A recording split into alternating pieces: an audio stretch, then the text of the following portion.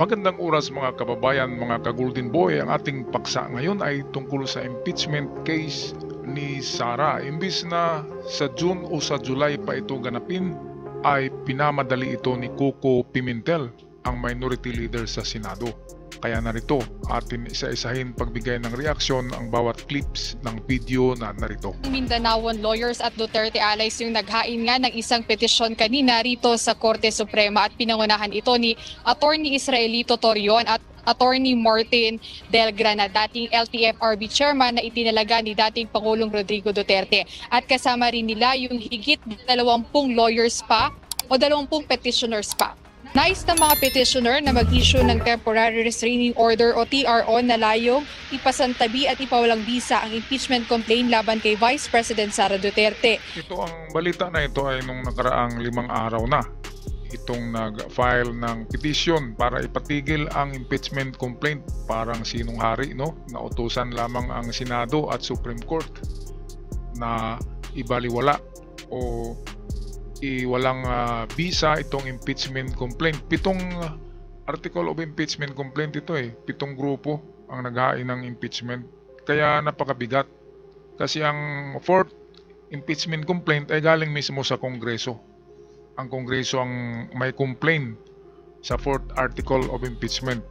Kaya napakabigat na impeachment ito kasi sumama pa ang Kongreso. Okay, so ang nangyari after 5 days ay hindi kinatigan ng Senado. Tuloy kasi si minority floor leader Coco Pimentel na ng Senado ang nagsabi na ituloy. Kaya tuloy ang impeachment at wala nang visa yung petition, ay hindi yun na-approve. Ang petition na ipawalang visa ang impeachment ay binasura ng Senado. Kaya ito, patuloy pa tayo sa mga balitang ito. Nais din ng petisyon na ideklara ng Korte Suprema na walang bisa ang articles of impeachment na ipinasa ng House of Representatives sa Senado. Ito pong ating mga paliwanag na ito ang dahilan kung bakit kami naniniwala na dapat i-dismiss, i-deny itong petition for issuance of TRO. Mga paliwanag na ito ang dahilan kung bakit kami naniniwala na dapat i-dismiss, i-deny itong petition for issuance of TRO. Ito, sa Kongreso mismo, itong si Jerwin Luistro ng Congress ay nagsasabi na hindi pwedeng itigil ang impeachment. Kaya binawalang visa ang petisyon para ipahinto ang impeachment. Tuloy ang impeachment. Lalo na ito, si Luistro ang galing. Isa ito sa mag-cross-examine sa magtatanong kay VP Sara sa Kongreso. Kaya sa Marso, sabi ni Coco Pimentel, Marso ay na naman, aktibo ang Kongreso at Senado dahil sa impeachment trial na ito. Balik tayo kay Luistro. With regards to the impeachment complaint, no, hindi po yan railroaded kasi pagaman tahimik po ang Kongreso during that time. But since the 3 impeachment complaints were filed back in 2024, no, last year, nagkaroon na po kami ng individual evaluation nitong mga impeachment complaints na to. Hindi po ito railroaded. Ito pong mga inilatag naming 7 articles of impeachment in the impeachment complaint, I wish to submit ay napag-aralang mabuti, napag-isipan, at nabalanse. Ito, sabi kasi nila ng kampo ni Sara, ng mga attorney doon na walang kabuluhan, walang substance ang impeachment complaint. Pero ayon kay Luistro ay na-review na pala nila ito at merong grounds para sa impeachment kay VP Sara. Kaya nanganganib talaga si VP Sara. Ewan ko lang kung hindi na-stress si Sara ngayon, no? Tayo nga lang, makatanggap lang tayo ng summon, ay stress na tayo lalo na yung i-impeach ka. Ang nakataya dyan ay ang iyong honor, ang iyong pangalan, ang pamilya mo, ang dignidad mo. Kaya napakahirap ng impeachment complaint. Ma-impeach ka na vice president ka, okay lang ma-impeach ka kung kung anong posisyon mo lang, pangalawang pangalawang pangulo yan eh. Kaya nakataya talaga diyan ang pangalan at dignidad ng ni VP Sara. Okay, balik tayo sa video. Yung mga ebidensyang pwedeng gamitin kaugnay ng impeachment process na ito. Senate President Escudero, Chis Escudero, tinuturuan na ng minority leader ng Senado ang veteranong abogado at senador, naging dating Senate ito kasi President. nung nakaraang linggo, di ba, ang tahit-tahimik ni Escudero, wala man lang aksyon. Kaya akala ng mga tao ay hindi matuloy ang impeachment. Pero yun pala ay siguro nag-iisip ng 1,000 beses si Escudero kung may impeachment o wala. Sabi niya after the SONA, so mga July pa. So sa July, iba na kasing mga senador ang upo sa Senate. Kaya pwedeng kung ang manalo ay majority na mga opposition, pwedeng magbago ang di ba, ang takbo ng impeachment. Pwedeng manalo si Sara at pwedeng hindi. Depende sa dami ng pro-administration na manalo at uupong mga senador sa Hulyo. Kaya ayon sa mga eksperto na hindi na dapat paabutin pa ng July kasi recess na by June. Recess, yung mga senador ay magpahinga na at papasok na yung mga bagong senador sa Hulyo. Kaya mahirap kasi ang kaso ay ibang kaso na naman yan eh. Ibang pag-file na naman kasi ibang senado na eh. Bali expire na yung nag-expire na itong impeachment trial ng termino ng mga senador ngayon at congressman. So kung uupo ang bagong mga senador sa July ay ipa-file na daw muli ang impeachment complaint na ito at pwedeng diyan manalo si VP Sara. Pero sa itong pagkakataon na ito, kung ngayon talaga gagawin sa Marso, ay pwedeng ma-impeach talaga si Sara kasi majority ang nakaupo sa Congress at Senado ay pro-administration ng mga senador at congressman. Okay, ito Mike Abby, kudos kay Mike Abby. Ito rin yung kanyang komento about impeachment. Ito ating pakinggan muli. Na si Coco Pimentel. Sabi kasi ni Pimentel, maraming dapat gawin at kayang gawin ng Senado, ng majority ng majority group under Senate President Escudero, kung ano ang dapat gawin dito sa controversial na impeachment or pagka-delay na kung anong mga dahilan. Isa lang naman, recess lang doon ho sa impeachment court. Ano ang nilalaman ng sulat ni Senator Pimentel kay SP Escudero kaugnay ng impeachment laban kay VP Sara? Kaya ang pagsasalin sa Pilipino ng salitang forthwith ay agad.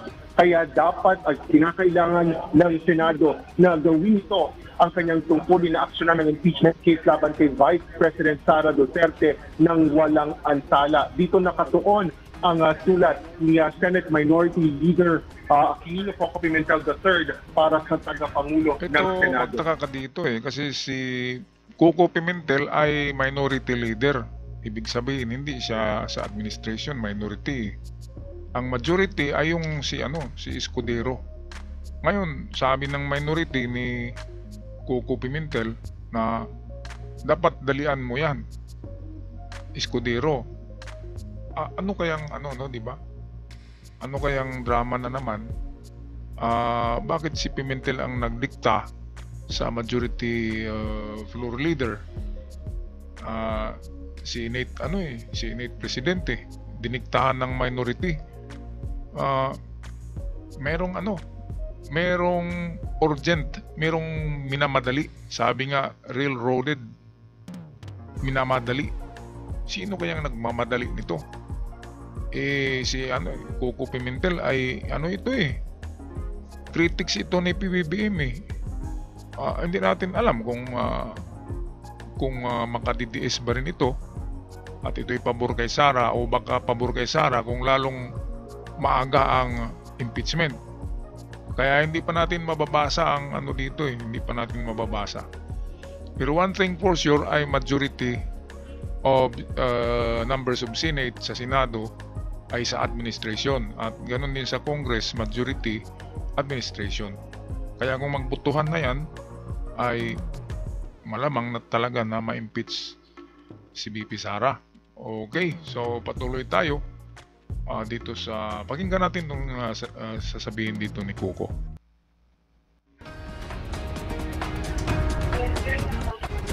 Sa sulat ni Senador Pimentel kay Senate President Francis G. Escudero, nakasaad sa ilalim ng Article 11, Section 3, Paragraph 4 ng 1987 Constitution, mababasa ang salitang trial by the Senate shall forthwith proceed kapag inihain na ang verifikadong reklamo o resolusyon ng impeachment.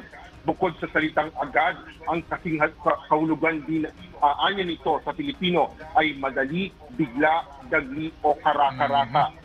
Gayon din anya ang nakasaad sa pagsasali ng konstitusyon sa wikang Filipino na dapat isunod agad ang paglilitis ng Senado. Bunsod dito, binigyan din ni Pimentel ang mandato ng saligang batas sa Senado na agad na isagawa ang impeachment case kay VP Duterte. Kaya kinumpirma rin ni Senador Coco Pimentel na natanggap na ng opisina ni Senador Escudero ang kanyang sulat para sa tagapangulo ng Senado.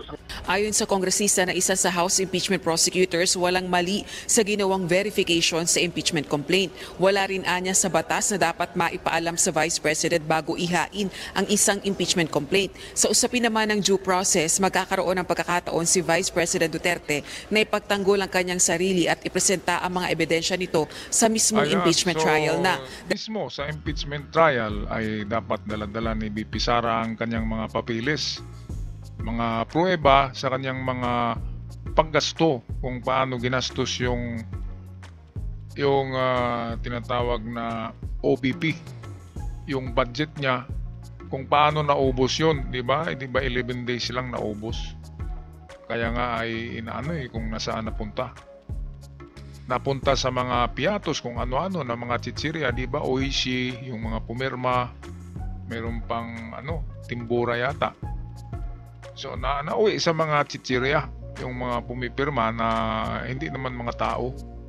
Kaya nga ay nagiging katatawanan ito paano nangyari na ang pumirma sa mga papeles para maliquidate yung budget ay mga chichirya. Kaya nagiging joke of the century. Kaya dito ay kailangan ipalabas ni VP Sara yung babaeng tinatawag na Grace Piatos at yung Oishi at Timpura. Meron pa palang Timpura baka meron pang Timbura, tsaka baka meron pang ano ba yung isang Jack and Jill, di ba? Kaya dito kailangan maganda talaga ni Sara ng mga legit na mga papeles para pwede niyang ipanalo ang impeachment. Naku, nakakahiya kapag may impeach si Sara, kakahiya talaga yan. At hindi lang yan, mawalan ng high moral ang kanyang mga supporters. Siyempre, wala na yung leader nyo, talaga ganyan. Low moral ang mga tauhan kapag natanggal ka sa pwesto. Ang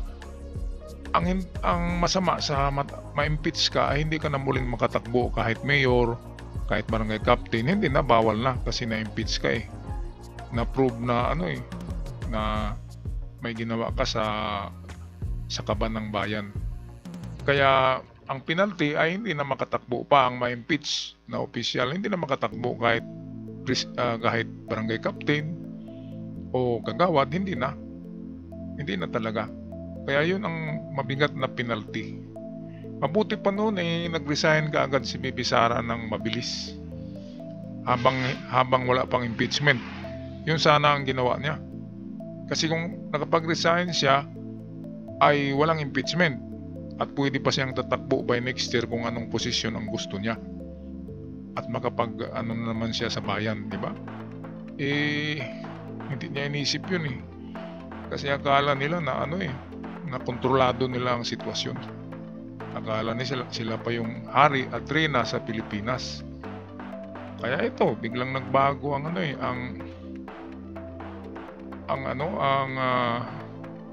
ihip ng hangin. Wind of change nga eh. Okay, tapusin natin ang video. Dagdag pa nito, hindi totoong hindi napag-aralan ng mga kongresista ang reklamo bago lagdaan ng mga mambabatas. Pamilyar umano sila sa mga issue dahil subject matters ang mga ito sa mga pagdinig ng House Good Government and Public Accountability. They can start on March, the better. The sooner really that we can start with all this, the Senate acquiring jurisdiction over the impeachment complaint, the better it would be for the country. Para hindi na mahati pa ang atensyon ng 20th Congress, mas mainam kung sisimulan na sa susunod na buwan ang impeachment trial ni Vice President Sara Duterte. Ito ang posisyon ng mga kongresistang sumuporta sa ika-4 na reklamo laban sa Vice Presidente kung saan nakasaad ang 7 articles of impeachment at nai-transmit na sa Senado. Ayon kay House Assistant Majority Leader, ako Bicol Party List Representative Jill Bongalon, isa sa naatasang maging House Impeachment Prosecutor. Kung sa Hulyo pa isasagawa ang impeachment trial, mahahati na ang atensyon ng mga mambabatas. But kasi kung papatagalin pa natin, we will start the trial after the showdown of our President. Parang mawawala sa focus yung ating pong mga legislative priorities. Kasi yung Senado, they will convene as an impeachment trial point. And of course, the members of the Congress, especially the panel of the prosecutors, will be very busy in prosecuting this case. Magkakaiba ang pananaw ng mga legal experts sa tanong kung maaaring simula ng impeachment trial ni Vice President Duterte kahit nakareses ang Kongreso. Ang text message, kinumpirma ni Senador Escudero na payag siyang konsultahin ng ibang senador kung gusto nila at kung may panahon ba sila para rito. Ngunit tutol si Escudero kay Pimentel na maaaring magsimula ang trial habang nakarises ang Senado sa pamamagitan lang ng kasunduan ng mga senador. Maaari niya kasing questionin din lang sa korte ang kanilang magiging aksyon. Kaya't sa pagkakataong ito, binigyan diin ni Escudero na dapat ay mas maging mahinahon sila sa kanilang mga hakbang. Hiniling ni Pimentel ang pagpupulong dahil may legal na basihan niya na magpatawag ng special session kung papayag ang mayorya. Special session, kailangan pala uupo talaga sila dyan sa Senado at pagmitingan nila kung ipagpatuloy ang impeachment complaint habang may recess. Ang recess ay yung parang nagpahinga ang Senado, parang walang pasok muna, at doon nila gagawin ang impeachment habang nagpapahinga wala silang schedule sa Senado, recess. Kaya medyo rin kasi yung iba siguro merong bakasyon.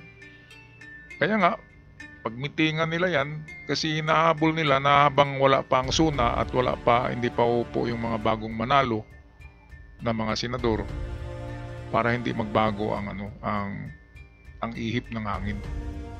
Kaya ito medyo hindi pa natin mababasa talaga kung ano ang patutunguhan ng impeachment na ito. Kasi Coco Pimentel biglang lumitaw. Tinuruan si Escudero kasi veterano itong si Coco Tinuruan si Escudero na ito ang gawin mo. Kaya nakinig naman si Coco, amigdad si Escudero kasi senior sa kanya si Pimentel.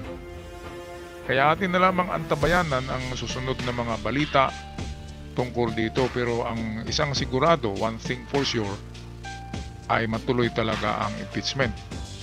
At grabe na naman na mga ito, mababasa natin, makikita, mapanood sa YouTube. Busy na naman ang lahat. Grabe ang Pilipinas, palagi na lang impeachment, mga kaso, mga hearing. Nauubos ng ating pera dyan Grabe. Bakit hindi na lang gagawa ng batas na naikulong yung mga hindi pa may kasalanan, diretso na para hindi na magastos. Kasi milyones din pala kada sesyon sa Senado, sa Congress, milyones pala ang gasto sa isang araw. Grabe pera ng bayan yan pera natin yan. Kaya dapat ay mabilis ang ganyang mga sesyon, ang ganyang mga impeachment, dapat hindi patagalin kasi mauubos ang pera natin sa walang mga kabuluhan, diba? Okay, so ako'y magpaalam na, huwag kalimutan mag-subscribe sa ating channel, mga kababayan, mga ka-Golden Boy, para palagi kayong updated sa ating mga bagong uploads. Hanggang sa muli, God bless the Philippines at ingat ang lahat.